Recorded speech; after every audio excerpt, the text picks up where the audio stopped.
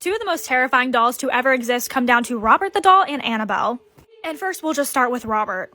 And I'm going to be as respectful as possible when talking about this because apparently if you're not, you could die. That's why Robert's casing is filled with apology notes from people who have had severe bad luck after disrespecting him upon seeing him at the museum. So let's get into Robert's backstory. As you guys know, the movie Chucky, who was based on this homicidal doll, was inspired by the doll Robert.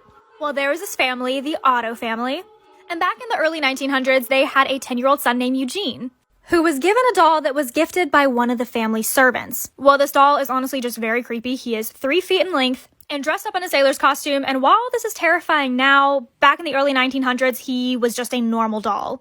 Well, upon receiving the gift of Robert, Eugene got extremely attached to him. He'd bathe him, eat with him, and even sleep with him. I'm debating on seeing if this doll that I have is haunted. I'm a little scared to ask it questions, but maybe we'll try. But first, let's finish Robert's story. So Eugene continued to get more and more attached to this doll. And while this was normal at the age of 10, by the age of 13, it was a little much. His family would walk by his room and hear him talking to Robert. And they would hear Robert respond, but at first they thought Eugene had just made up a voice for him. But one day, the mom looked in to hear Robert's voice, which was very deep, and did not see her son's mouth moving. So the father got terrified and was like, hey, you need to stop sleeping with this doll. And trying to convince them, he was like, he might get dirty. But he was just trying to create that separation.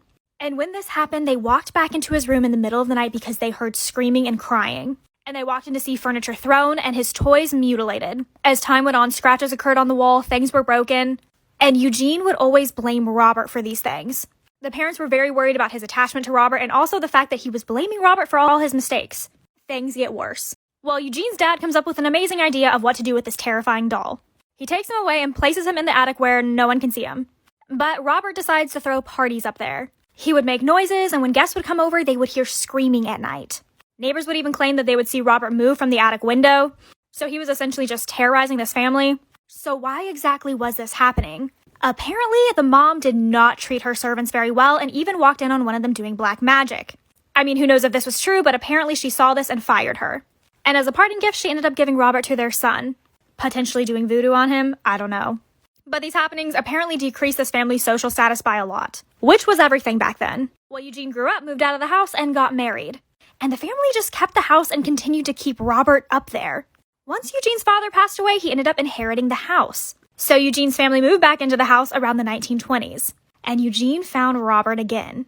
So after years of not being attached to Robert, Eugene starts this cycle again. He finds the doll, brings it down to his wife, and is like, hey, here's this doll. And let me tell you, she is terrified of it.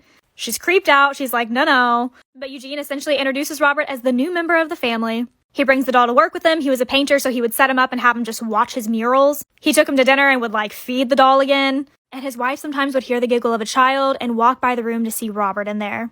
And then one night Eugene asked if Robert could sleep in their bed, and his wife was like, absolutely not. So he just put him on a chair next to them, and she was getting horrible night terrors. And not only this, but his mood changed just like it did when he was a kid. Instead of tantrums, he would have mood swings and become completely abusive to his wife. But during this time, divorce was considered failure. So they just remained together. And he passed away in 1974. So Robert finds a new child to attach to. Well, during the 70s and 80s, there was this rise of being scared of cults and Satanism. And so when this 10-year-old girl moved in and got extremely obsessed with the doll, such as bathing and eating and sleeping with it, and then the parents would start to hear the deep voice respond to her, they were worried that it was something satanic. So they took Robert straight to the priest, but he ended up bringing them back, and they tried to do the attic thing again. Eventually, it was just given to the East Martello Museum in Key West, Florida, where he now resides in a little glass box. But there's so many offerings and apology letters to him because of people disrespecting him and him causing apparently bad luck. And so many workers have reported seeing him move. Either way, Robert, I am so sorry for talking about you. Come over to my YouTube if you guys want to see me find out if my doll is haunted, and also talk to you guys about the Annabelle story. I'm going to be asking her some questions and sharing the original story of Annabelle. Am I the a-hole for kicking my brother-in-law out after he referred to himself as the father of my child? Let me explain. I'm a 30-year-old female and my wife is a 29-year-old female.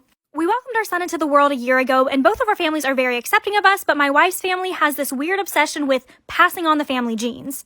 So this made adopting out of the question very early on. My wife and I always wanted to start a family, but things got difficult when my wife found out that she was infertile. We knew that her family would be understanding, but I am terrified of pregnancy. My biological mom died in childbirth, which has led me to believe that I wouldn't hold a pregnancy very well. After a few months of brainstorming, my mother-in-law suggested that we do IVF. using my eggs, my brother-in-law's sperm, and let my wife carry the baby.